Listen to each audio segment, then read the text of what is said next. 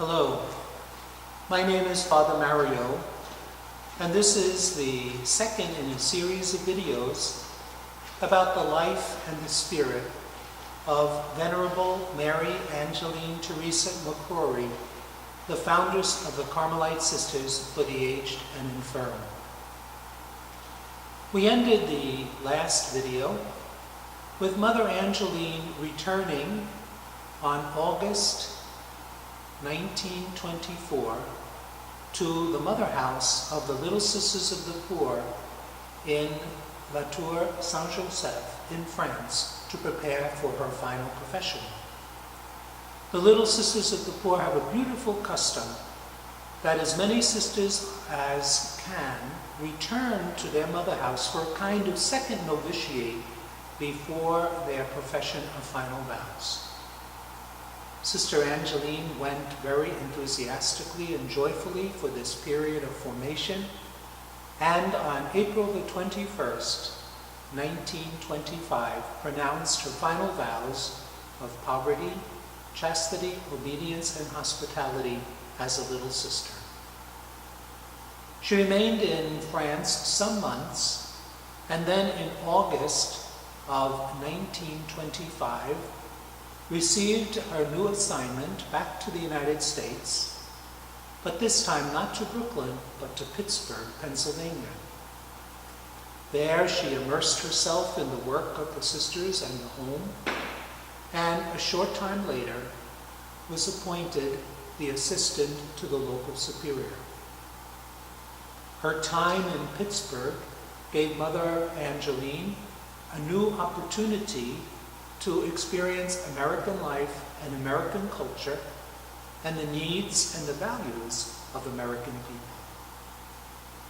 A short time later, in October of 1926, while still only 33 years of age, Sister Angeline was called by her superiors in France to become the Mother Superior of one of the 3 homes of the Little Sisters of the Poor in the Archdiocese of New York. She went to Our Lady's home on East 183rd Street in the Bronx. She reports that when she arrived, she found 18 Little Sisters of the Poor and 230 old people requiring her care. And she went into her work with enthusiasm, with the support of the sisters. She began to make little innovations in the care of the elderly, little changes in diet, in decoration of the home, and in the celebration of feast days and holidays that meant a lot to the elderly residents. But these little changes, which had generally the support of the local sisters, did not sit well with her superiors in her congregation, who wanted more uniformity in custom and practice in the various homes. Mother Angeline consulted priests, Catholic charities of the Archdiocese of New York, and even the Cardinal Archbishop of New York, Patrick Hayes, renowned for his dedication to every charitable work about what might be done. The conclusion was reached that the sisters who believed in this different type of care might well have to leave the Little Sisters of the Poor in order to be able to continue their ministry. And again, after long prayer and discernment, Mother Angeline and 6 other sisters applied for their dispensations, so that they could then begin, again, a new religious family. This was not the original intent, but this was the consequence, and looking backwards, part of God's plan.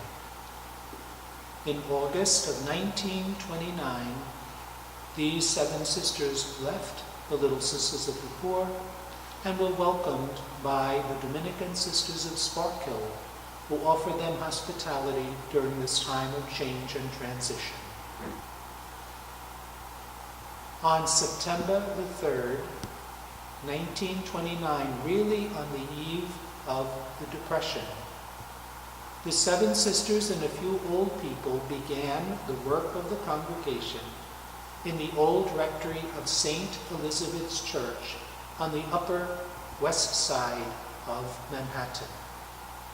The conditions were not ideal, but the life that was prepared for the elderly was warm, caring, and addressed both their spiritual and human needs.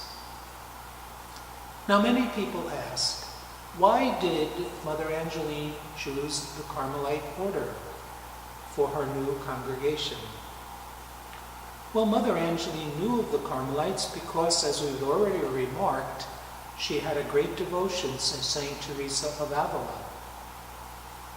On May the 17th, 1925, Saint Teresa the Child Jesus of Lisieux was canonized. And Mother Angeline's parish priest in Scotland, Canon Taylor, was one of the greatest promoters of devotion to the little flower in the English-speaking world. Mother Angeline was devoted to Our Lady and the scapular, and many other Carmelite devotions.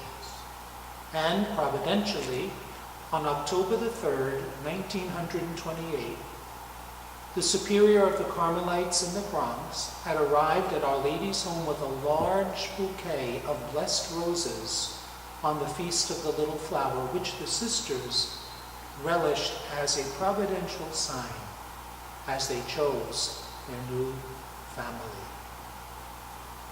Ultimately, the superiors of the Carmelite friars in New York helped Mother Angeline to appeal to the Prior General, the Most Reverend Peter Elias McGinnis, who helped to facilitate, with Cardinal Hayes's blessing, the integration and affiliation of this new group of sisters into the Carmelite family, which came about on July the 16th, 1931.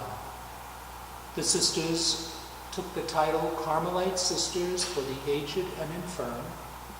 They adapted the Carmelite habit and rule and commenced to live their new way of caring for the elderly, with their work being leaned into the ancient order of Carmelites.